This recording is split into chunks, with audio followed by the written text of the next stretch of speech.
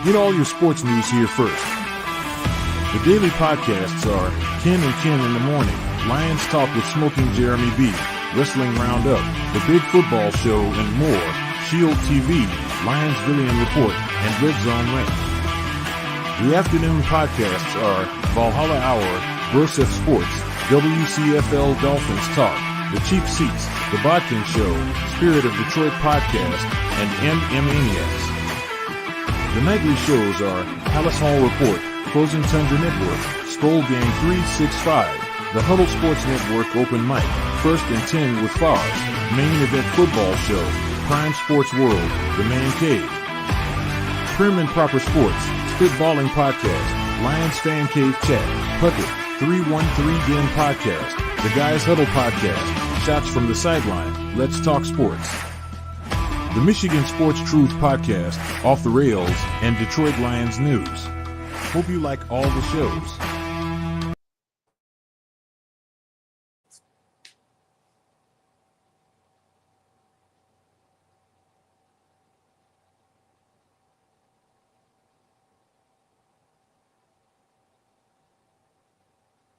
Hey, my name is Ray Flores. I'm a proud and loyal member of the First and 10 Tailgate. You're listening to First and 10 with my man, the main man, Foz. First and 10 with Foz, Chicago Bears in the mix. Rapping about football, no room for politics. From the Windy City, we bring the fire. This podcast hot, raising the bar higher. Touchdown after touchdown, we never settle for less. Breaking it down with Foz, we always bring our best. First and 10 with Foz, dance in the crowd, cheering loud and proud. Our spirits never bow. We rep that navy, blue and orange, no room for doubt. Chicago Bears legendary, no team can knock us out. No team can knock us out. When I'm in Chicago, always a Foz. Full display.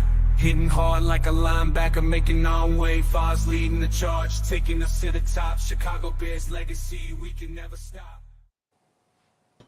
What's up, everyone? Welcome to episode 42 of First and 10 with Foz. This is officially the kickoff of season 2. Maxwell, we have football this week, my friend. We have football, sir. It's about time. It feels like football weather out, don't it? Yeah, good old 93 degrees. Absolutely. Shit, man. Well, as always, tonight is brought to you by our friends over at Bedrock's Pizza and Craft Beer Bar in Shorewood and Romeoville. Be sure to check these guys out. They're the best. Bedrock's Pizza, the place to be. Hard rock tunes and craft beers for thee. Crowd is roaring, the atmosphere's hot. We'll party hard, give it all we've got. This place is our sanctuary. Shout it aloud, let the music play. Bedrock's Pizza, we're here to stay. Good times and memories never before. Under the neon lights, we're all stars.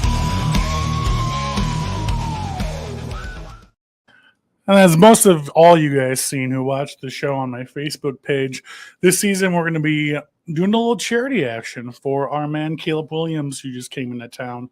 Figure it's a good time to support our quarterback on and off the field. As most of you know, I'm an Elite Superfan member, which is an anti-bullying organization. That's exactly what Caleb Cares is. Caleb Williams' organization, Caleb Cares, anti-bullying. The link to the GoFundMe is at the bottom of the page. I'm hoping to get $4,500 for the charity by the end of the season. Everyone gave $1 who watches this in the next week. We'd be there. So guys, consider it. I appreciate it. You guys are the best as always. Thank you. All right. What's next on the docket? Maybe we got a ton of shit going on, man. As you guys saw at the beginning of the show, Huddle Sports Network, First and 10 with Foz is going to be live every Tuesday night going forward now on Huddle Sports Network. It's on Roku. It's on the Amazon Fire Stick. There's an app for it. Info on my page shortly if you're interested in downloading and watching us on that. Other than that, Maxwell, training camp is in full swing, my friend. We are in pads, sir. Yeah, dude, we're just about there. This is like the the tip of the iceberg here. We're getting fired up, getting ready. When some pads go on, it's just about that time.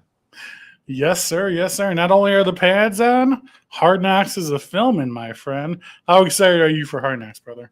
For the first time ever. I can't say I'm a big Hard Knocks connoisseur. I don't know.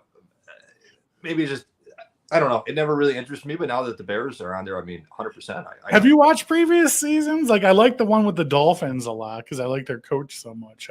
I haven't really watched any previous. I've never sat down and watched the whole season. Like, I'll definitely pick up clips, and if something interests me on YouTube, I'll throw an episode on. But I don't know. I remember watching the one with like Jeff Fisher and the Rams many years ago when he got fired, like mid Hard Knocks. That's the only one I can really remember really watching. But for this, I'm jacked out of my mind.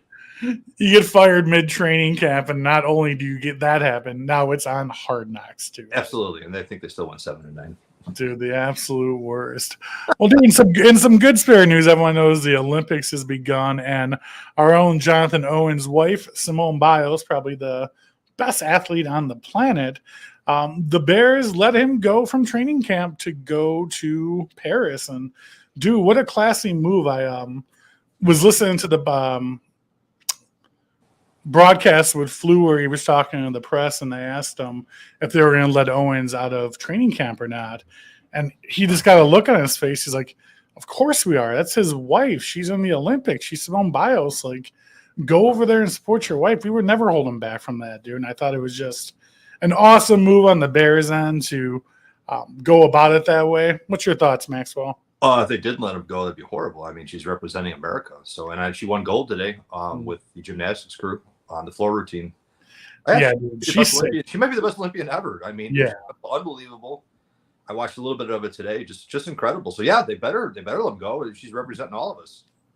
Hell yeah, dude. And she's going to be at Soldier Field every game this year, my friend. I think we're going to get a little bit of that Taylor Swift camera action on Simone Biles this year. Dude, give me Simone Biles any day over Taylor Swift. So we better. Agreed. Concurred.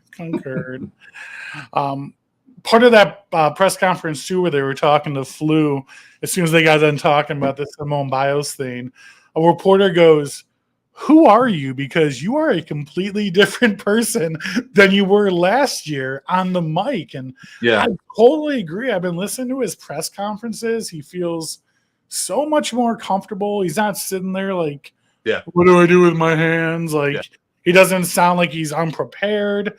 Dude, he has like this little swagger and confidence behind him now, dude. And he's sounding pretty legit my press conferences. Yeah, I think you nailed it. Comfortable. I think is his third year now. I think he's more comfortable being the coach, taking questions. We'd always heard that like behind the scenes when he's like off the record or talking with like one-on-one or people, he's a lot different. He's a lot more, I guess, forthcoming. A lot, maybe just it's not easy to get up and answer questions if you're not used to doing it. All the media who asks, Chicago media is great. They all ask great questions. It's not easy. It's not an easy part of the job. He probably doesn't like it. I wouldn't like it, but it's part of the gig, and he's just probably gotten a lot more comfortable in his own skin now. Now that he doesn't have to worry about him not going to be fired after 2 bad years or anything like that. He's here, so it's great. It only helps the Bears too. Well, dude, he seems pumped up, dude, and so have the players, dude. Even before they put pads on, I guess Montez Sweat got a little puffy going after Caleb Williams and had a little conflict. I'm sure we'll see that on Hard Knocks, but I guess Williams was in his face, and then Everett and Walker were involved too. And dude, I'm loving the energy coming from everything I'm seeing, even early on, even before we talk about getting into pads. Yeah, I even read that Eberflus, I guess he did that to Williams twice, and the second time Eberflus called him out, told him to get over the sidelines and kind of read him the riot act in front of the team, which is good. Listen to the coach. Don't hit the important guy with the red jersey on. let's stay away from him. The other teams are going to hit him enough during the season. So oh my god, dude! As much as Montez Sweat is loved right now through the city of Chicago, could you imagine like if he put Caleb Williams down, like fucking hurt him or something, dude? Broke his finger or something. He'd be fucking ran out of town, dude. We would. I get what he was doing because Williams had a lot of problems with fumbles in college. That was his biggest probably problem. But you still can't be doing that. Not during training camp. Not your own teammate. But hey, man, I like you said, I like the energy. From what I've heard and read, the defense, they're not telling the defense to dial it down at all. Keep coming at them as much as possible. So that's good. Yeah, dude. I mean, obviously the man of the hour everyone's looking at is Caleb Williams, dude, and I don't think he's missed a single beat thus far in training camp without pads and so far with pads. Tom Thayer, in my opinion, said the best so far. The ball has not been on the ground at all that much in training camp, meaning a lot of connection with a lot of receivers. Everyone's seen a lot of the awesome passes, the awesome catches from our receivers. Maxwell, how you liking what you're seeing so far out of Caleb Williams? From what I'm hearing, that's great. That's better than hearing the opposite of he's not getting the ball out on time, can't read a defense, doesn't throw across the middle of the field, all kinds of problems. I mean, I think I heard or read like the second day or the Saturday they did have some problems with false starts and stuff, but today and yesterday, when I read anyway, it said it was better, which is good. You don't want to hear constant bad things. So as long as it's nothing but, you can't expect him to come out there and throw nothing but touchdowns against a defense this good, who are giving, the Bears offense the business. Sure. So as long as you're not hearing terrible things coming out, that's great. That's what you want to hear. I mean, obviously getting the timing done with the new line members, Caleb Williams, his call. I mean, obviously that's the number one thing to be expected right now. Then like the cadence, getting the call out loud enough so that, your players can hear. He's not used to doing that in college, which is a big adjustment for him too. Mm-hmm. So as long as those things you're hearing are getting better and better, that's very important. Yeah, I mean, some of the other things he's been complimented on a ton has been just his overall vision of the field, man. He just sees it all, man. He's scanning, he's back and forth, and he's not missing a beat, dude. And with the repertoire of receivers we're gonna have for him this year, man, like even this early in training camp, like hearing that feedback from the coaches, from people breaking down the tapes and everything, dude, like that's just amazing feedback. At least for me, it gives me a lot of hope for this season, my friend. 100%. I mean, like we said, I want to keep hearing good things, progress. That's what I want to hear every day. He's progressing, he's getting better, progressing, getting better. As long as you don't hear any kind of setbacks or anything like that, that's all we could hope for during training camp. Yeah. Dude, one of his early favorite targets early on has been Tyler Scott, dude, which was kind of a big surprise to me, who's going to be our number 4 wide receiver if things work out accordingly. I mean, is it crazy to say, is that how far our depth's going to go this year? Like, I hope so. How many different packages are we going to have that include all these weapons, man? Like, it's just going to be so awesome. We should have a bunch. I mean, every year we draft, or sign some speedy wide receiver, coming up to this year, and we don't seem to do anything with them. Like, we hear about how fast these guys are, but they just kind of disappear in the shuffle. So, if we have an actual big boy offensive coordinator who knows how to call an offensive game, and we have an actual offense this year, with Tyler Scott's speed, if his hands work this year, dude, imagine like putting those two things together. Because obviously rookie year last year, we've talked about it a ton. Sure. Major catching issues. 100%. But I mean, he has no pressure on him. He's your number 4, number 5 guy, whatever. Teams are going to be targeting Komet and Adunze and DJ Moore. They're not going to be, get Tyler Scott in a go route on the outside. I mean, he should be the kind of guy that breaks open the top of a defense. Yeah. When you're talking about Everett, our second tight end, and Scott being like the forgot about guys, it's like, it's great. What are we talking about right now? So it's weird territory to be in as a Bears fan, that you may have an actual passing offense for a change. Yeah, dude, for real. Another thing they've been talking about is Rome Odunze doing punt returns, possibly to start off the year. He's been back there fielding some kickoffs. I mean, how do you feel about our potential 2-3, probably future 1-2 receiver being back there returning kicks? I'm fine with it until he becomes way more important on the offense. I mean, that gets him on the field, more reps now. Yeah. He's going to come to the season probably as your number 3 receiver. He's going to definitely get plenty of plays. He's going to be on the field, but sure, if they're comfortable with it, I mean, I'm fine with it. He's got a lot of speed. He did it in college, so I don't see the problem. I just don't want him to get hurt, man. That's like such a position. I get that, but I mean, you get blindsided. Yeah, they are playing football, so I mean that's always there, no matter what. He could get hurt the first, I mean, first play he plays, not punt returning. So the risk is there for every football player. So he trains enough. He says he wants to do it. He's done it. I think he should be fine. Another controversial topic so far has been our running back core. I mean, you have Swift, you have Roshan Johnson, you have Khalil Herbert, and from the talks of what I'm reading and hearing, Khalil Herbert's kind of getting left in the dust there, my friend.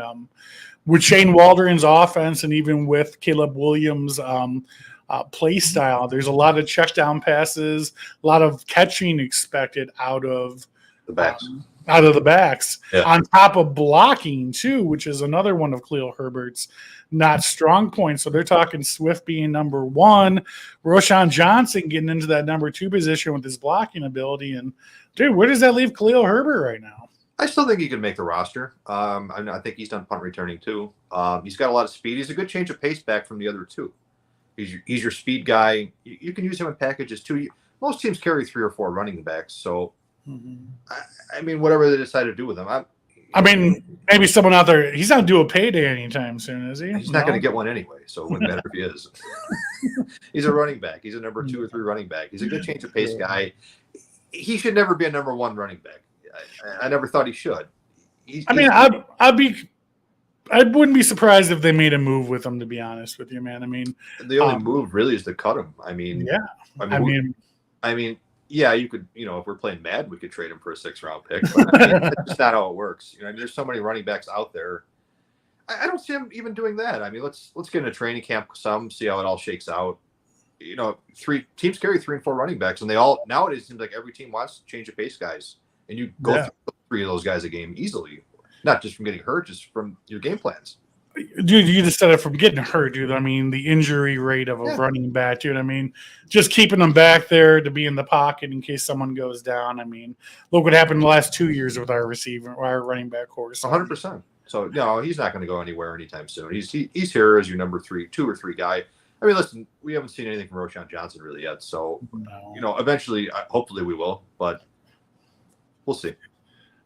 I don't really like talking rumors at all, but this one kind of caught my curiosity, and there's really not too much jibber jabber or facts behind it. But the talk of Micah Parsons not being happy in Dallas and wanting to be out of Dallas, and dude, I immediately go to Montez Sweat and fucking Micah Parsons at both ends of our defensive line, and oh my god, dude! And the Bears have the money and the ability truly to make that happen if they wanted to.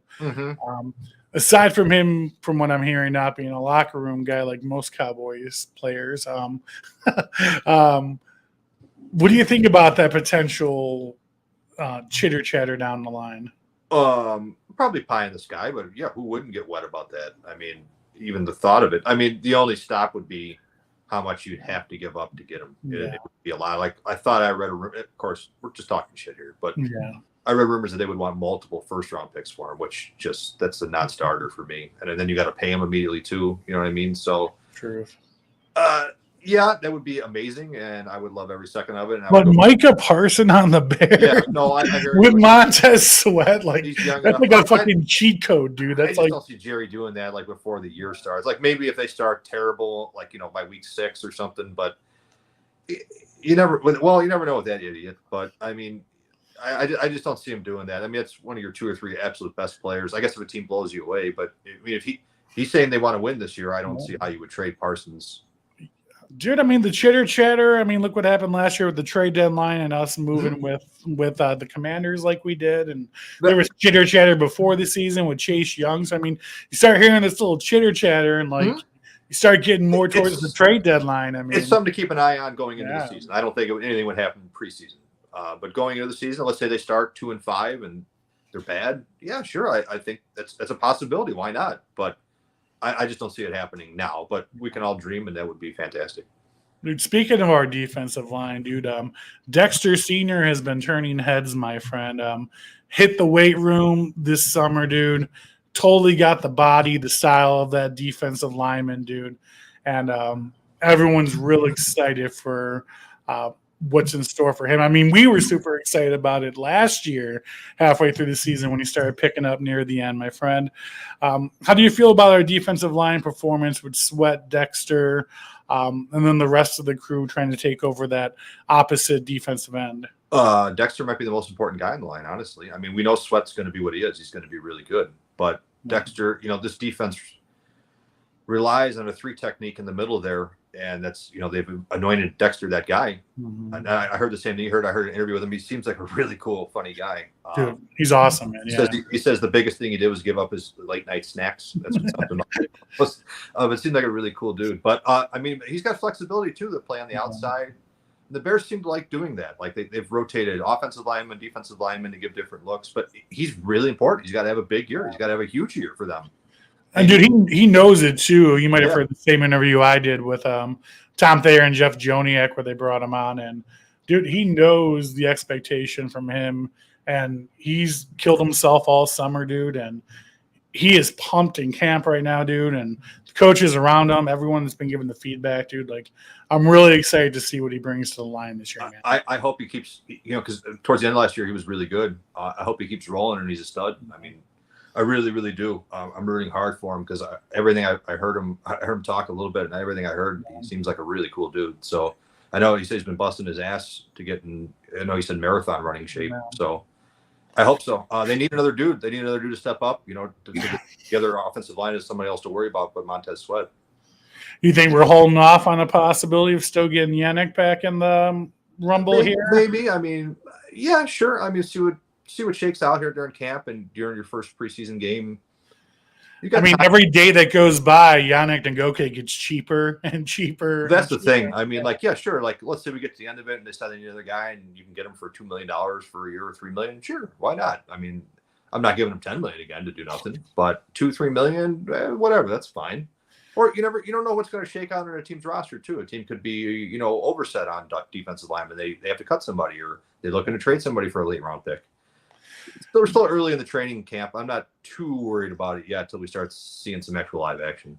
Yeah, I'm okay going in with the kids. I mean, I really truly am, and seeing what they have to offer. Yeah. One thing that really stuck out to me though is Montez Sweat specifically requested that they bring Yannick back to the defensive line because they had a good rapport with one another and how they worked off things. I mean, that would be the only reason I'd say, yeah, let's just do it because Montez Sweat said so.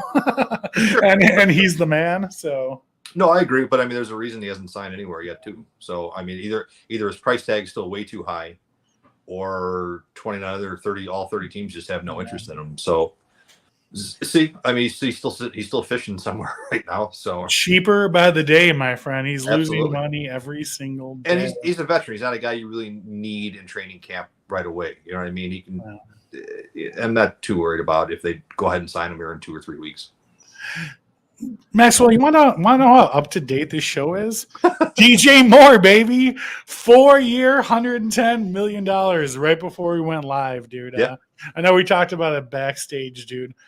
I think it's a steal, dude, compared to what these wide receivers are asking for nowadays. Your Justin Jeffersons, your Tyreek Hills, your soon-to-be CeeDee Lamb getting that payday, dude. I mean, yeah, I think it's a great deal. And if you look at the numbers, he was right up there with the top of the top in the NFC last year, man. I mean, yeah, he was a 1,500-yard guy last year, and I think even compared to the others, he still finished like 6th, 7th overall. But still, man, I mean, I think it's a great deal, Max. So what's your thoughts on him? I'm happy to have him locked down. I love DJ. I couldn't agree more. I mean, $27.5 million a year for a stud number 1 wide receiver who was huge to this offense, who was bad last year. I mean, take him away last year, they were really pathetic. Yeah, it's huge, and that's not a bad deal for a wide receiver. That's probably undervalued for a wide receiver. So he really likes being here, or was just really happy to sign a deal and get it out of the way. I was shocked when I read it. You told me, and I saw it right before we started talking. I said, wow, I was not expecting that till this upcoming offseason after this season. They must have been talking already, and hey, that more power to them. Lock up your key guys for that kind of money. That's great. Dude, 100%, man. I mean, we don't know what's going to happen next year with Keenan Allen. I mean, he's an old man. I mean, they thought he was going to retire already. I mean, he goes out last year and has the best season of his career. I mean, does he have a couple more years left? Do we know? Does he even know? So, I mean, right now, dude, locking down DJ Moore and then eventually buying in with Rome Odunze and Tyler. You've got Rome Odunze. Yeah. You got DJ Moore for 4 years. You got Rome Odunze for 4 years. Yeah. So you've got 2 wide receivers for 4 years now who, we know DJ Moore is great. Hopefully Rome Odunze is great. And if he is, that's 2 wide receivers for very cheap for the next 4 years. Unreal, dude. With Caleb Williams, their number 1 draft pick at the helm, my friend. Yeah, they got them all timed up together. So it's either going to fly with them or it's going to sink with them. So football's back this Thursday, man. I was thinking about all the great memories of just watching football, dude. And one thing I was thinking about this year that I think is really going to look weird and kind of change the game the way we watch it, and we haven't touched on it too much, is, dude, the new kickoff rule, dude. I mean, it's going to be weird, right? It changes the dynamic too. I mean, yeah. I mean, what's your thoughts on it, dude? I think it really just going to be a game changer. It is, and I've even read that this could affect. This is definitely going to affect who's going to be like the last 5-6 guys in the roster, because you're going to want more special teams guys, probably faster guys than bigger guys. Yeah, because it's going to be really interesting to see the first 2 weeks what teams think is valuable, like kicking it deep and giving it to them at the 30, or trying to place it, within that 10-yard line. Yeah. I mean, the former human joystick Tariq Cohen, who we all loved before he got injured with the Bears, got picked up by the Ravens. Yeah. And they basically said they're bringing him in for that maneuver ability that Speedy has. And you're most likely going to see him returning kicks in that position. I mean, and our favorite guy to talk about on the show, I've read that Velus Jones is like one of the top guys they're looking at as for the kick returner, because he has a lot of speed. And like this, Jesus Christ. I know, but like at least with the kick return, like guys aren't going to be running at him immediately. You know what I mean? So like he's got to catch it, then it all starts. So it should benefit him, and it should, if they're going to give him a roster spot, it would be specifically as a kick returner, and it could actually be worth a roster spot now. But it's going to be really weird to see. It's going to be funky. It's going to throw a lot. I can't wait. Like usually the first week I watch with my dad, I can't wait because I don't even think he realizes like how it's going to freak like the old people's minds out. Like what the hell is this? What kind of bullshit is this? Absolutely. So yeah, it's something exciting to look forward to. I'm excited to see it. I've actually never. I've read about what it is and I know what it is, but I've never actually like watched an XFL game to see it in live action. I'm intrigued by it. Yeah, dude. Like I said, I think it's going to be a really big game changer, especially in those 4th down situations. End of the game, end of the 4th quarter, close game, things of that nature. So, yeah, maybe just another dynamic to make it more entertaining. Another thing for coaches to decide how they're going to play it, especially if it's a close game, or who the kick returner is for a certain team. How is it worth it to give them the extra yards? It'll be really interesting to see. Yeah, dude, I'm excited for it. I'm also excited about the possibility of them discussing having and adding on one more game of the season and doing an 18-game season. I mean, I think it's inevitable. I mean, do we take away a preseason game, man? I mean, I think that's the plan. I think that was the plan. I hope so, dude. 2 preseason games and 18 regular season games, I think, was what they were saying. Then that gives you a little longer training camp, probably too. Maybe, I don't know, but.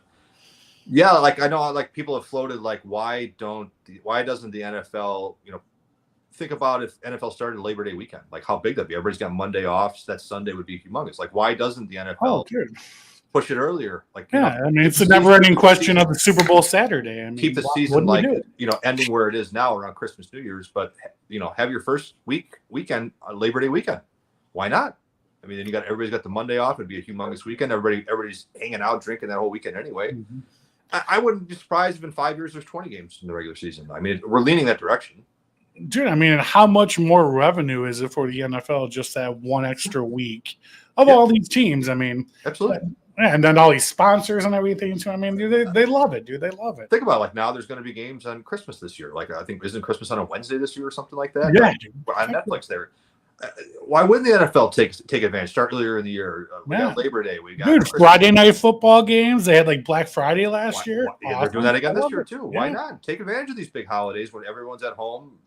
Christmas drunk or Thanksgiving drunk and like didn't watch football all day. Why not? Why not take advantage? I mean, they're ready. You've got the whole Thursday night thing where it's kind of tough on teams that have to play Sunday than Thursday. So I mean, what's the difference? Dude, I totally agree with you, man. I mean, but you're talking to a person who would like to watch football every single day, every night. So I'm never going to complain about more football, my friend. I think it's inevitable. It's probably going to start as early as next year. Yes, sir. So, Maxwell, this is the Hall of Fame week, my friend. And being a Bear this week is pretty effing awesome. We have Steve, Mongo, McMichael, Devin, the Windy City Flyer, Hester, and we'll give an honorable mention to Julius Peppers. As we should. Even though he's going in as a Panther and he did go to the Packers, but I mean, we're still going to give him some love. He was still a stud, an underrated stud for He was. I love Peppers, dude. But so I mean, technically, 3 Bears, 2 defensive players and a special team the same year going into the Hall of Fame, dude. Pretty special, my friend. So why don't we start off with a little tribute to everyone's favorite, who everyone loves, Steve Mongo McMichael. It's euphoria. Come out of that tunnel before a game, the goosebumps, people screaming for you. If everybody could do that, they would know true elation. Here's the snap to Chris Chandler. Looks downfield, hits from behind, down he goes! Steve McMichael on the set. He played really hard.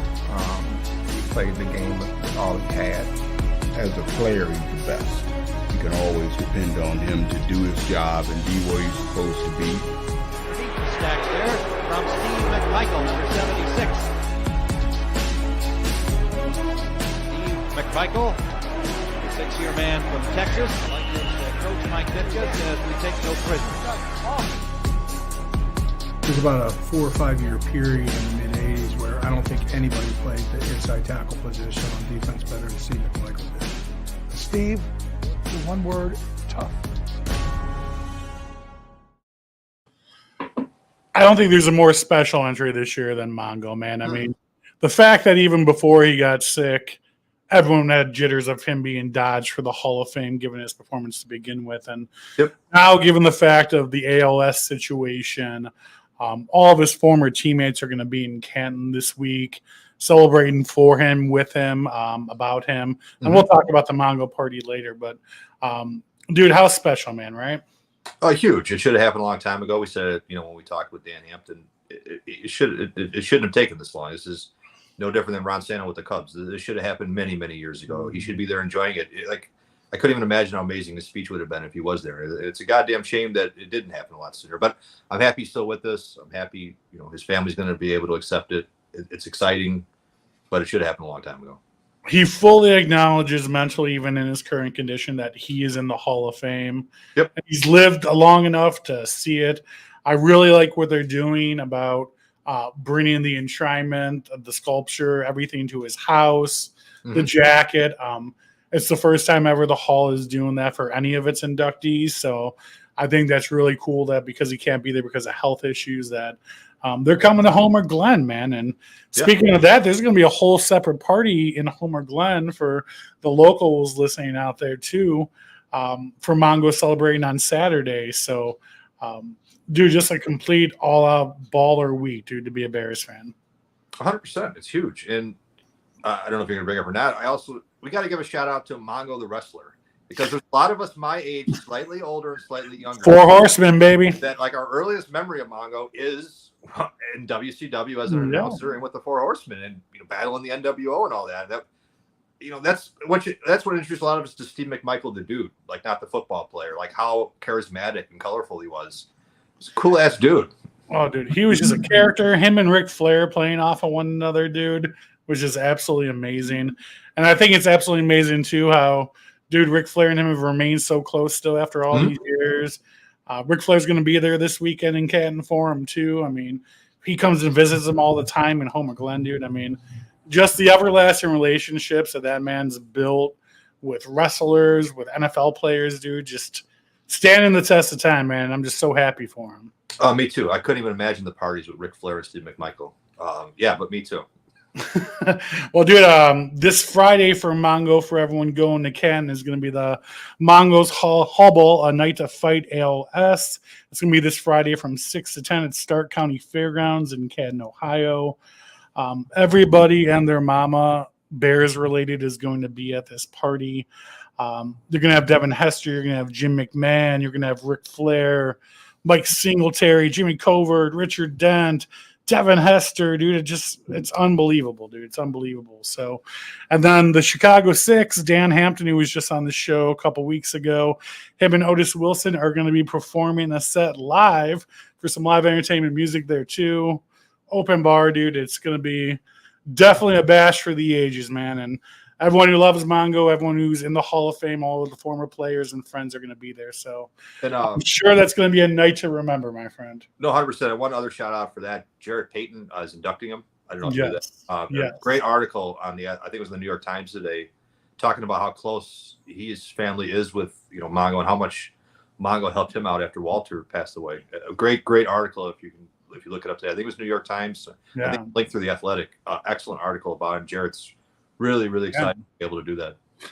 I mean, that's a similar story that Ric Flair had when he had his heart attack and was basically on his deathbed about 5 or 6 years ago. And Mongo came to visit him and stayed at the hospital and nursed him through and was by his side through everything, man. And Ric Flair credits Mongo for him getting him back on his feet and for him still being alive today, man. So, dude, his personality, dude, he's a legend on and off the field, my friend. 100%. 100%. Speaking of Walter Payton, the Walter Payton of our time, my friend, because we were a little bit too young for the 85 season. We always talk about how we were only 2, but probably the most dynamic, awesome, amazing player we got to see in the field and still remember is our next entry into the Hall of Fame, and that is the Windy City Flyer, Mr. Devin Hester.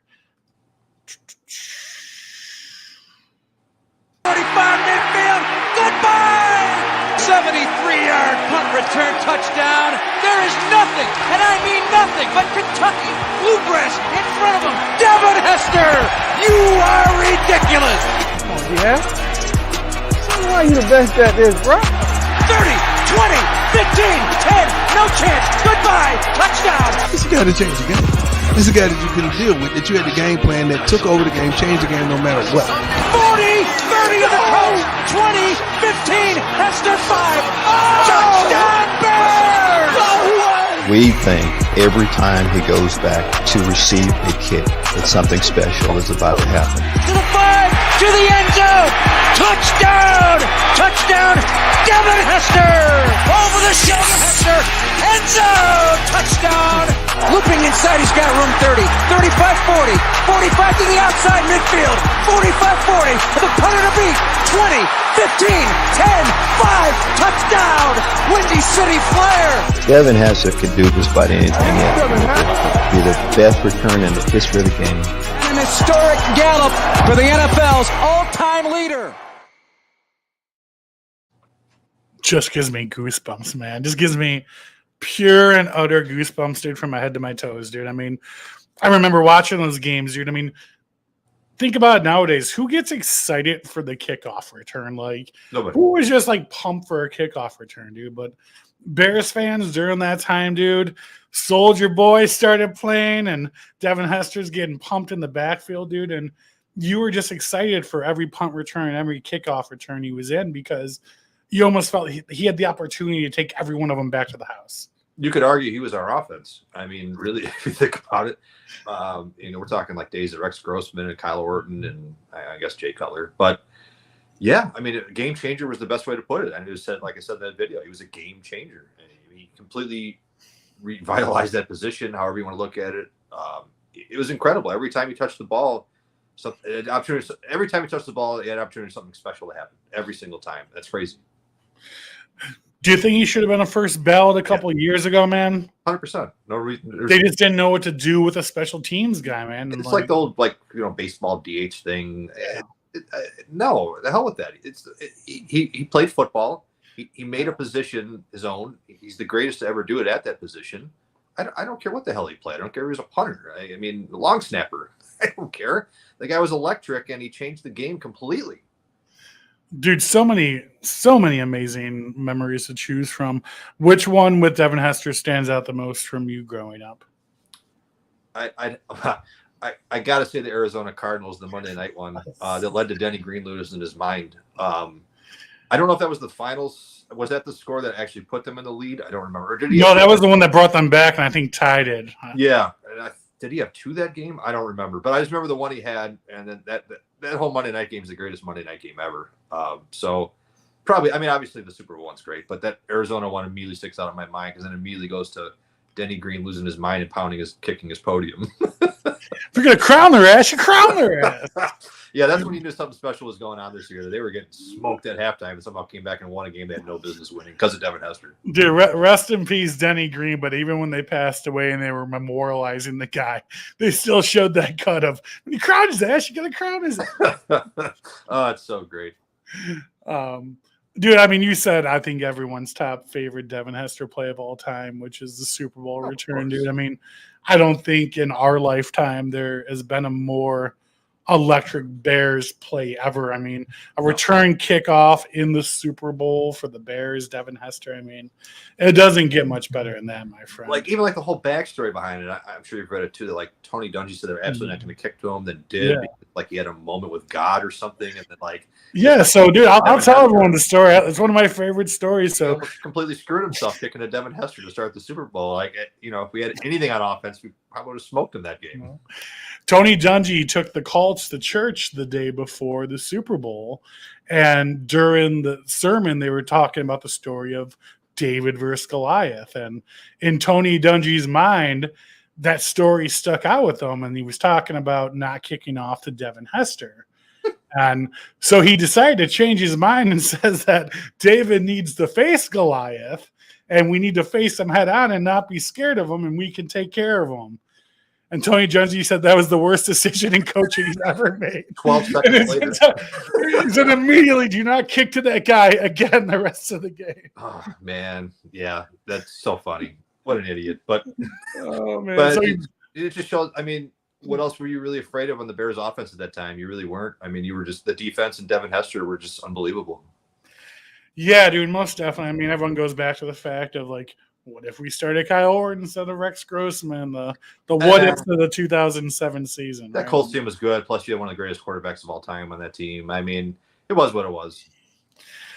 Yeah, one of the greatest plays that we've ever seen and one of the saddest days that we've ever seen all at the same time. For 30 seconds, it was unbelievable rejoicing at the bar. That's for sure.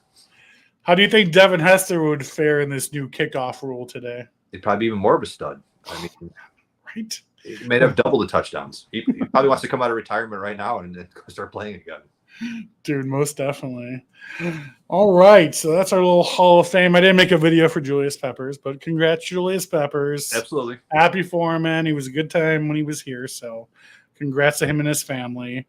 Going into the Hall of Fame game this weekend versus the Texans, man, it's considered a home game. Like just like the London game is considered a home game this year, dude. How pissed off would you be as a season ticket holder, given these circumstances that you're paying for tickets that one is in Canton, Ohio, and one is in another country, and it's counted towards one of your home games? I wouldn't be mad about this one because there really is only 3 preseason games for each team, so the Bears just get an extra one. Yeah. The London one, yeah, I'd be upset because you are losing a home game. You're still getting 8 though, right? Because it swaps every year. Yeah. So I don't know. I mean, you know, maybe there's a lot of rich people in London that like the Bears you could sell your tickets to and not have to worry about it. I mean, I'd be upset, but like not real upset, like a little bit. Yeah.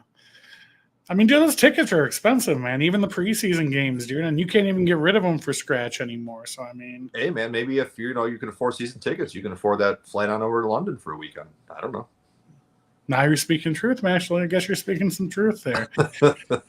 Some also truth, the last time that we were in Hall of Fame games, actually our last 3 times we were in Hall of Fame games, look at how our season went afterwards. So 1990, 11-5, division champs. 2005, 11-5, and 2018, 12-4. Division champs the last 3 times we were in the Hall of Fame games. So God damn it, Maxwell! How nice would number 4 be with that same record, my friend? It would be fantastic. I would settle for a playoff berth. We're not greedy this year, Maxwell. We're not greedy at all. No. So the irony in my mind that we're playing the Texans the first game of the season, the Hall of Fame game, versus C.J. Stroud after we just got Caleb Williams is going to be compared to C.J. Stroud this entire year, dude. And everyone's looking for him to have a C.J. Stroud season because we're coming fresh off his rookie of the year massive offensive performance last year with the Texans. Mm-hmm. 2 rounds into the playoffs, dude, with garbage behind him. Yes. Now you have Caleb Williams coming in Mm-hmm. with nothing but super talent behind him. Technically, on paper, a better quarterback than C.J. Stroud was rated entering the league. The expectations are high, and I just thought it was funny. Our first game matchup is between Caleb Williams and C.J. Stroud. Sure. Unfortunately, it's going to be Tyson Bagent and somebody else. Exactly. But no, I get what you're saying, the symmetry between the two. And I would just caution Bears fans to not put that much weight on it for yourself, because he was the exception last year. He's not the rule. So as long as Caleb Williams isn't bad, which I don't think he will be, Caleb Williams doesn't need to have a CJ Stroud year for this team to be really good. He just needs to be good. Like CJ Stroud had set like records as a rookie for them to just make the playoffs, and win the division in a bad division. But just don't, comparing the two is tough. I wouldn't put that much pressure on yourself to think that, or on Caleb Williams to immediately declare him a bust if he isn't CJ. It's not so much what we think, more than like, what the media is going to be shoving down our throat the entire time. Yeah, of course they're going to bring that up. But in fairness, CJ Stroud was the number 2 quarterback taken in that draft. So the Panthers really, if anybody should be upset, it's the Panthers. Dude, the Texans are going to be a team to be reckoned with this year, Matt. You got Diggs, Collins, and Dell as your wide receivers. Schultz is an awesome tight end. Mix in your backfield. Obviously, C.J. Stroud. And, dude, not only that, you completely beefed up your defense, your secondary, and your line, dude. They picked up Hunter from the Vikings, that beast last year, dude. He's their defensive end this year, man. Yeah. Dude, the Texans are going to be a contending football team this year, man. I think they're top 5 or 6 or 4 for betting for the Super Bowl. So, yeah, I mean, they better. I mean, after what happened last year, you better say, oh, yeah, wait a minute. We have an actual quarterback and a defensive player, Will Anderson, here. We better go out and start spending some money here to put some players behind this guy, since you've never done anything ever. Hunter and Will Anderson, dude, lining up. Oh, my God. That's a scary sight, dude. Yeah, I'm glad we're seeing him in the preseason and don't have to see any of those guys at all.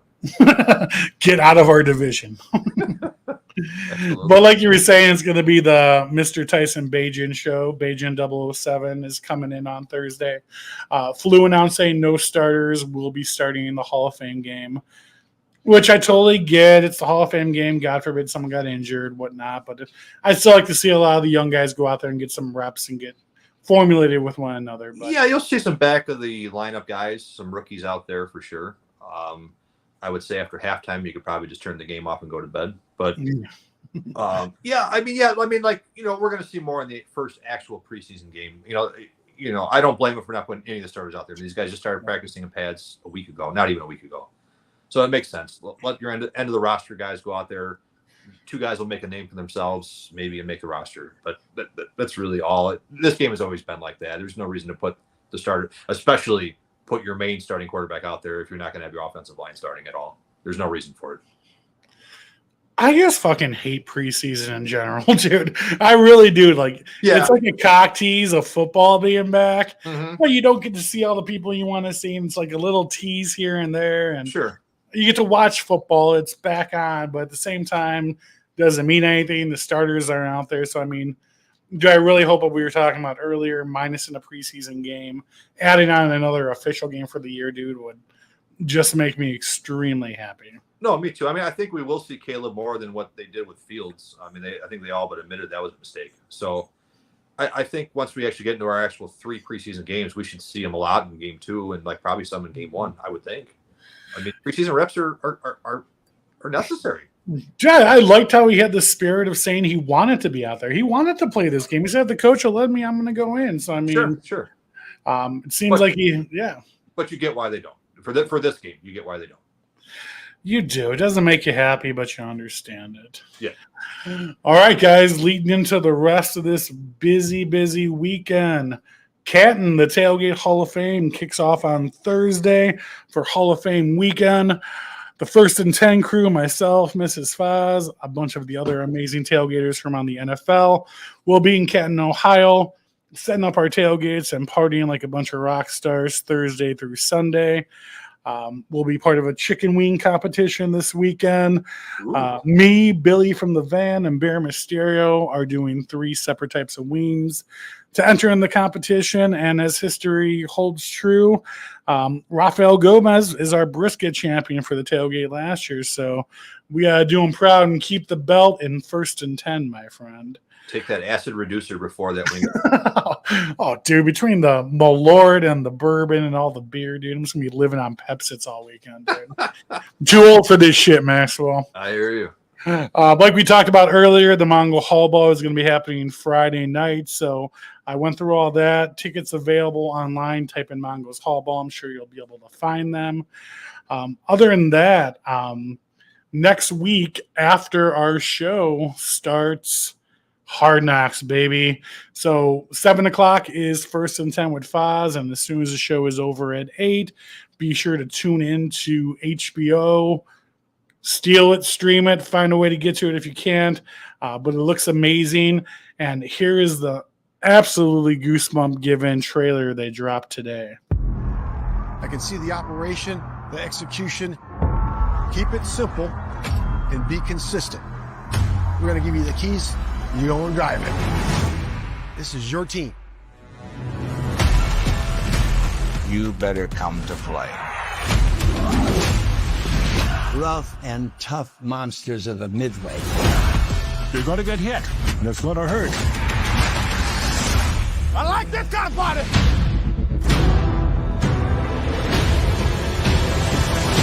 With the first pick in the 2024 NFL Draft, the Chicago Bears select Caleb Williams. Unequivocally, we have the right set of individuals. That's what we do. They're going to take us to the next level.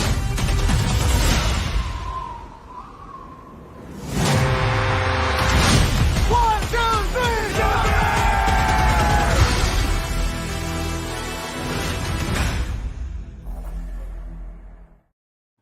And that's how you cut a trailer, baby. Jesus Christ, dude. I got to tuck it up in my waistband over here real fast, dude. I cannot fucking wait. The Bears. The Bears. Speaking of Hard Knocks starting, we are starting back up every week, Max. Well, we're back, brother. Every Tuesday night at 7 p.m. for the rest of the season. You'll see our lovely gray-bearded faces here at 1st and 10 with Foz. So be sure to tune in. I'll be sending out all my fun marketing stuff like I always do every week. Next week, we'll be talking about the upcoming game versus Buffalo. We'll be breaking down probably not too much from this Hall of Fame game here on Thursday. Yeah. And then next week, we have our first guest of the season, Mr. Pinto Ron, the legend from Buffalo Bills tailgating. If you guys don't know who Pinto Ron is, just type in Pinto Ron into Google, Buffalo Bills, and you're going to be like, holy shit. Man covers himself in mustard. The man covers himself in mustard and ketchup before every game. He cooks food off the hood of his 1970-something Pinto that heats up so bad that it actually conducts heat to cook food off of. Dude, he's an absolute legend, dude. Bowling ball shots, going through tables, the whole Buffalo tailgate scene we'll be talking about. So going to be a good time. Going to be fun talking with Pinto Ron next week. Reached out to him. He heard about the show, which is even cool that he knew about it and agreed to come on. So super happy for that. Other than that, Maxwell, we're going to go have a few beers, relax, and then we will catch you guys next week as always. So as always, guys, bear down, baby. Bears. Thank you, and go Bears! Bear down! From Harrison and Wabash we rise, tailgating with excitement under the skies. The Foz is leading the way with Billy from the van, rapping jazz, dancing to the Chicago plan. Surrender Mango's is feeling the beat.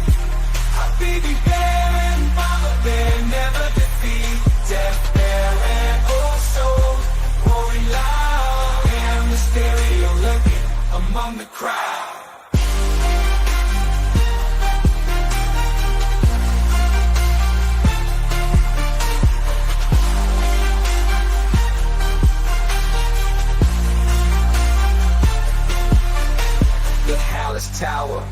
a symbol of might.